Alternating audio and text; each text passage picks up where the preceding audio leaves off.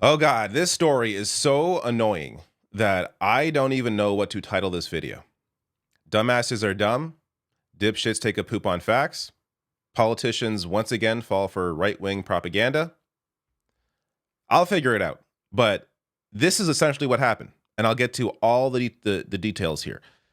There was a protest in downtown Toronto that started at one consulate, I believe the Israeli consulate, walked its way to the U.S. Embassy.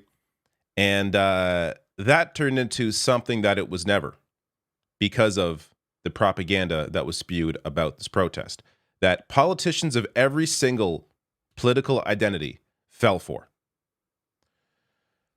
It all starts with examples like this. So this is, I guess, one of many videos that were going around. Protesters target Mount Sinai Hospital in Toronto, Canada. In case you don't know, and I wouldn't blame you for not knowing because apparently hospitals have ethnicities now. That's news to me. But Mount Sinai has it was started by a Jewish community. 4 immigrant women from Toronto's Jewish community started this hospital.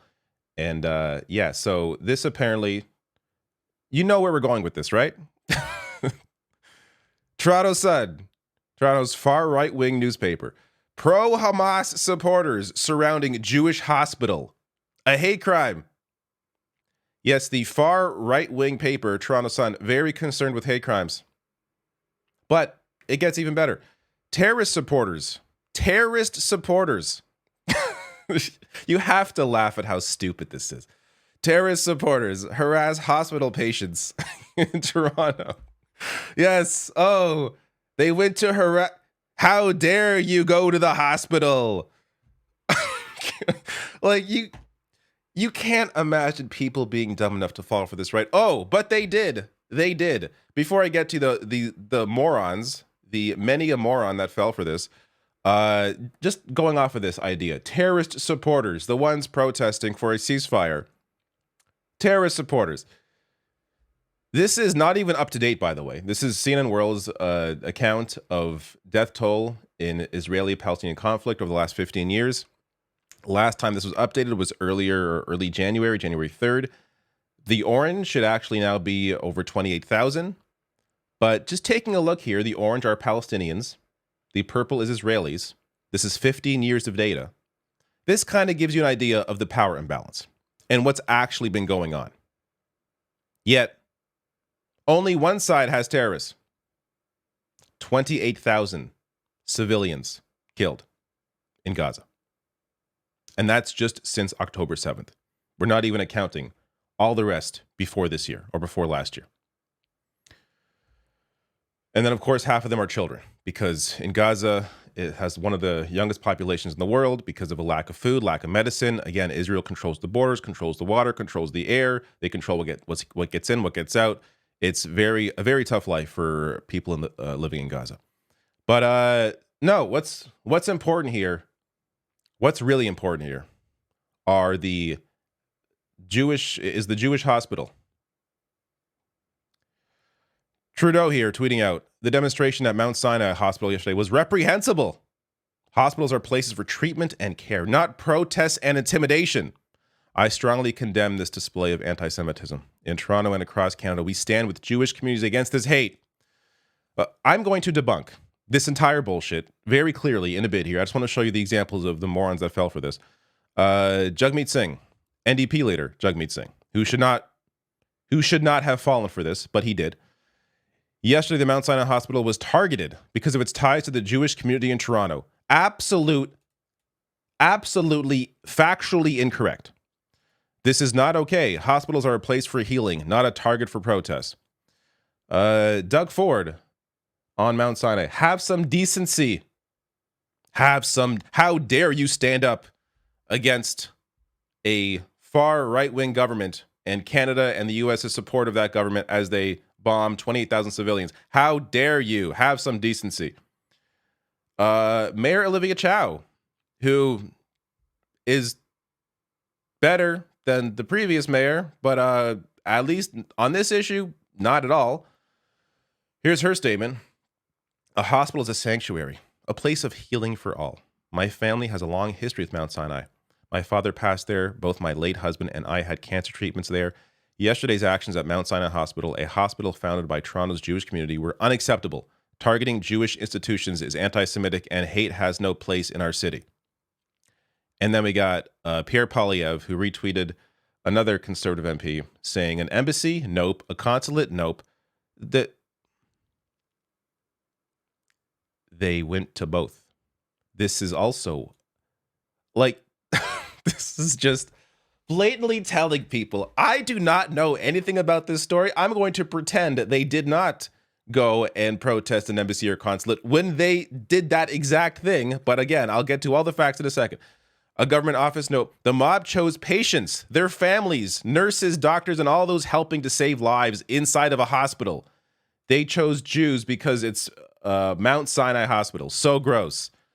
All right, I'm going to show you how ridiculous all of this outrage is. This is the route. This is roughly the path of the protest last night. Started at 5:30 p.m. Starts at the Israeli consulate at Bloor-Young and goes down to Simcoe to the U.S. consulate. Two governments funding the massacre in Gaza. The red pin is Mount Sinai Hospital. It's on the way, not a stop. This is the route between the two. And if you go to Google Maps and just type in both, the Israeli consulate, the U.S. consulate, and this is the direction it tells you to go in. And guess what? You pass by Mount Sinai Hospital on the way. This is the default directions between the two consulates. But but David, there was a guy. Didn't you see the guy climbing? There's a guy climbing the hospital. He was targeting the hospital, David. He was targeting the hospital. This guy apparently climbs on everything. So this guy filmed the march. Here's the same guy climbing the Eaton Center and a pole at Charles Street. He climbed every scaffolding and building he could. Sinai was not treated any differently. This din of absurdity that's framing the scaling as anti-Semitic is both churlish and dangerous. This guy climbs everything. Climbing the mall, climbing a pole. Janella Massa here, who used to work at CBC. I hope she still does. One of the few bright lights on that network. But now it just says broadcast journalist, so I'm not sure.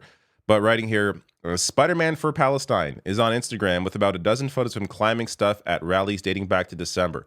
Politicians condemning a protest passing a hospital while saying nothing about hospitals being bombed is maddening. This is exactly what has gotten me to start punching the punching bag. Like I took a break from working out. I was reading all the outrage, the faux outrage of this garbage, and I got to punch this punching bag because I got to take out this just frustration that I have reading all this absolute trash. Here's this guy. Look, he climbs everything. So maybe the worst you could say is this guy is just looking for opportunities to climb things.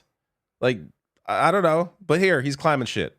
This has nothing to do with targeting a hospital. And anyone saying so is either stupid or lying to you. Here is a comment from Toronto for Palestine. This is one of the groups that were organized this protest. Quote, meanwhile, Israel's complete decimation of Gaza's healthcare system, its disabling of every hospital within the Strip, its deliberate targeting of civilians within hospital grounds, and its killing of more than 340 healthcare workers don't warrant even the slightest expression of protest or condemnation from them. Speaking of the politicians, the double standards are as blatant as they are odious, and their comments don't warrant any serious engagement. They will say whatever they must to preserve their political careers. Yeah, so what I said earlier about these politicians being stupid, I was being, facetious. They're not stupid. They very likely understood what actually happened, because in every other case, they're going to be well informed. They're going to be told ahead of time, or they're going to be told what happened. They're going to be given all the details to ensure they don't make any mistakes. But when it comes to something like this, they are simply trying to speak to a certain audience, and they do not care. It is amazing to me how often politicians that are not a part of a conservative party fall into far right-wing propaganda, or I should say answer to right-wing propaganda. They're so afraid of offending the right, but when it comes to acknowledging actual reality, acknowledging an actual genocide going on that this government is supporting, it's complete silence. Or it's it's on a case-by-case basis, as the Beaverton, this great headline here. Trudeau, protests at hospitals are reprehensible. Bombings to be judged on a case-by-case basis. So, in case you don't know, Beaverton, if you are not Canadian, Beaverton is the essentially the Onion of Canada. They rarely miss. Great headline here. And this is what they're talking about. I mean, this has been ongoing. Israeli drones attack hospital in southern Gaza. This is from January 19th. From 3 months ago here, Gaza's largest hospital being bombarded, says the World Health Organization. This is from Human Rights Watch. Gaza, unlawful Israeli hospital strikes worsen health crisis. And this is from an hour ago. Israel orders evacuation of largest hospital in southern Gaza. And this has been a hospital where doctors and health officials say a number of people there have been killed by Israeli sniper fire. On this, where actual civilians, their lives are being taken. Absolute silence from most politicians. But a protesting for a ceasefire, wanting to see peace, wanting to see the end of civilian death, they are completely smeared by far right-wing propaganda. And it's one thing to be smeared, it's one thing for the Toronto Sun, which it's the Toronto Sun. You don't expect much. It's another for politicians of every political party to fall into this trash. And one last thing here. I'm recording this after recording my video because I just discovered this article and it is fantastic. It gives you a minute-by-minute breakdown of exactly what happened during this protest. This was written by David Gray Donald in The Grind. Fantastic resource here. It gives you the full context, a full objective analysis of exactly what occurred, as well as the aftermath and the reactions and how some things could have been taken out of context and misconstrued in the way that they were. This is a really good piece. And in fact, after discovering this article, I'm going to follow The Grind more often, as I was not aware of them. But if you want more context to the situation, check out this article. I will link to it below my video on YouTube under sources.